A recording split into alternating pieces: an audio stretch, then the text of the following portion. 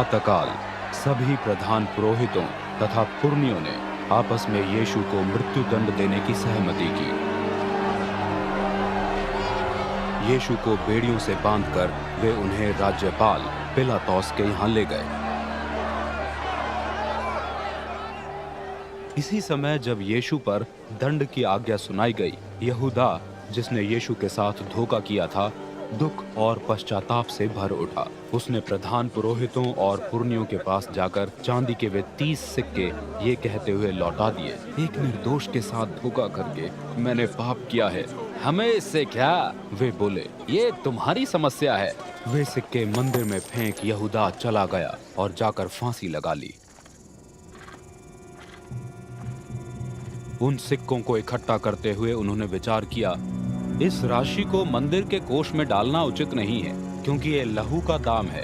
तब उन्होंने इस विषय में विचार विमर्श कर उस राशि से परदेशियों के अंतिम संस्कार के लिए कुम्हार का एक खेत मोल लिया। यही कारण है कि आज तक उस खेत को लहू खेत नाम से जाना जाता है। इससे भविष्यद्वक्ता यिर्मयाह द्वारा की गई ये भविष्यवाणी पूरी हो गई। उन्होंने चांदी के 30 सिक्के लिए, ये उसका दाम है जिसका दाम इज़राइल वंश के द्वारा निर्धारित किया गया था, और उन्होंने वे सिक्के कुम्हार के खेत के लिए दे दिए, जैसा निर्देश प्रभु ने मुझे दिया था। यीशु राज्यपाल के सामने लाए गए और राज्यपाल ने उनसे प्रश्न करने प्रारंभ किए, क्या तुम यहूदियों के राजा हो? यीशु ने उसे उत्तर दिया, ये आप स्वयं ही कह रहे हैं। जब यीशु पर प्रधान पुरोहितों और पुर्नियों द्वारा आरोप पर आरोप लगाए जा रहे थे, यीशु मौन बने रहे। इस पर पिलातुस ने यीशु से कहा, क्या तुम सुन नहीं रहे? ये लोग तुम पर कितने आरोप लगा रहे हैं? यीशु ने पिलातुस को किसी भी आरोप का कोई उत्तर न दिया। राज्यपाल के लिए यह अत्यंत आश्चर्यजनक था। फसह उत्सव पर परंपरा के अनुसार राज्यपाल की ओर से उस बंदी को जिसे लोग चाहते थे छोड़ दिया जाता था। उस समय बंदी गृह में बारअब्बास नामक एक कुख्यात अपराधी बंदी था। इसलिए जब लोग इकट्ठा हुए, पिलातुस ने उनसे प्रश्न किया, मैं तुम्हारे लिए किसे छोड़ दूं, बारअब्बास को या यीशु को जो मसीह कहलाता है? क्या चाहते हो तुम? पिलातुस को ये मालूम हो चुका था कि मात्र जलन के कारण ही उन्होंने यीशु को उनके हाथों में सौंपा था। जब पिलातुस न्यायासन पर बैठा था, उसकी पत्नी ने उसे ये संदेश भेजा, उस धर्मी व्यक्ति को कुछ न करना, क्योंकि पिछली रात मुझे स्वप्न में उसके कारण घोर पीड़ा हुई है। इस पर प्रधान पुरोहितों और पुर्नियों ने भीड़ को उकसाया कि वे बारअब्बास की मुक्ति की और यीशु के मृत्यु दंड की मांग करें। राज्यपाल ने उनसे पूछा, क्या चाहते हो? दोनों में से मैं किसे छोड़ दूं? भीड़ का उत्तर था, बारअब्बास को। इस पर पिलातुस ने उनसे पूछा, तब मैं यीशु का जो मसीह कहलाता है क्या करूं? उन सभी ने एक साथ कहा, उसे क्रूस पर चढ़ाया जाए। पिलातुस ने पूछा, क्यों? क्या अपराध है उसका? किंतु वे और अधिक चिल्लाने लगे, क्रूस पर चढ़ाया जाए उसे।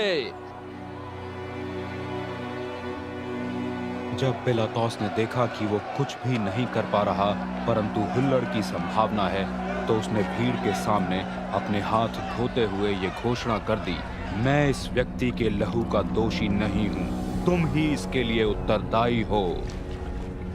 लोगों ने उत्तर दिया, इसकी हत्या का दोष हम पर तथा हमारी संतान पर हो। तब पिलातुस ने उनके लिए बारअब्बास को मुक्त कर दिया, किंतु यीशु को कोड़े लगवाकर क्रूसित करने के लिए भीड़ के हाथों में सौंप दिया। तब पिलातुस के सैनिक यीशु को प्राइटोरियम किले में ले गए और सारे सैनिकों ने उन्हें घेर लिया। जो वस्त्र यीशु पहने हुए थे उतारकर उन्होंने उन्हें एक चमकीला लाल वस्त्र पहना दिया। उन्होंने एक कंटीली लता को गूंथकर उसका मुकुट बना उनके सिर पर रख दिया और उनके दाएं हाथ में एक नरकुल की एक छड़ी थमा दी। तब वे उनके सामने घुटने टेक कर ये कहते हुए उनका मजाक करने लगे, यहूदियों के राजा की जय।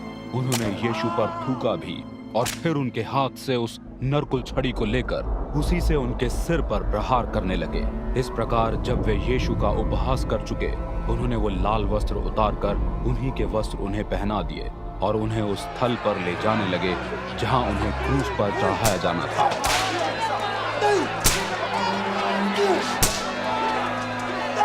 जब वे बाहर निकले, उन्हें शिमोन नामक एक व्यक्ति जो कुरैन वासी था दिखाई दिया।